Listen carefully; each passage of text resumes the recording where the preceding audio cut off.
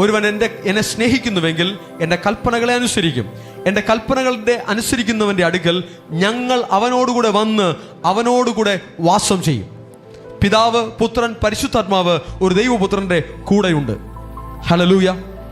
യേശു കൂടെയുണ്ടെന്ന് ഉറപ്പുവരുത്തുക. കർത്താവ് കൂടെയുണ്ടെന്ന് ഉറപ്പുവരുത്തുക. ദൈവം കൂടെയുണ്ടെന്ന് ഉറപ്പുവരുത്തുക. ദൈവത്തിൻ്റെ വഴിയിലാണോ? ഉള്ളിലെ സ്നേഹം ദൈവത്തിലാണോ വചനത്തിലാണോ? കർത്താവ് കൂടെ ഇരിക്കും. ഉള്ളത്തിലെ സ്നേഹം മറ്റെവിടെയെങ്കിലും മാറിക്കിടക്കുകയാണോ? കർത്താവ് കൂടെ ഇരിക്കില്ല. പുതിയ മനുഷ്യൻ, അവൻ്റെ സ്നേഹമെല്ലാം കർത്താവിലാണ്. അവൻ്റെ ശ്രദ്ധയെല്ലാം യേശുവിലാണ്. അവൻ്റെ ആഗ്രഹമെല്ലാം ദൈവശക്തിയിലാണ്, അഭിഷേകത്തിലാണ്, ദൈവകൃപയിലാണ്. ഇതാണ് ദൈവപുത്രൻ. ഉയരത്തിലുള്ള കാര്യത്തിൽ അവൻ്റെ സ്നേഹത്തെ വെച്ചേക്കും, ഭൂമിയിലുള്ളതിലല്ല. ഭൂമിയിലുള്ളതിൽ അവൻ്റെ ശ്രദ്ധ തിരിയില്ല. ഭൂമിയിലുള്ളതിൽ അവൻ മാനസികമായി അറ്റാച്ച്ഡ് ആകില്ല, മെന്റലി അറ്റാച്ച്ഡ് ആകില്ല. മെന്റൽ അറ്റാച്ച്മെന്റ് ഭൂമിയിലുള്ള കാര്യങ്ങളിൽ ഏതെങ്കിലും മനുഷ്യരിൽ കുടുങ്ങിക്കിടക്കുകയാണെങ്കിൽ ആ സ്ട്രോങ് ഹോൾഡിൽ നിന്നും, ആ കോട്ടയെ പൊട്ടിച്ച് നിങ്ങൾ പുറത്തു വരണം.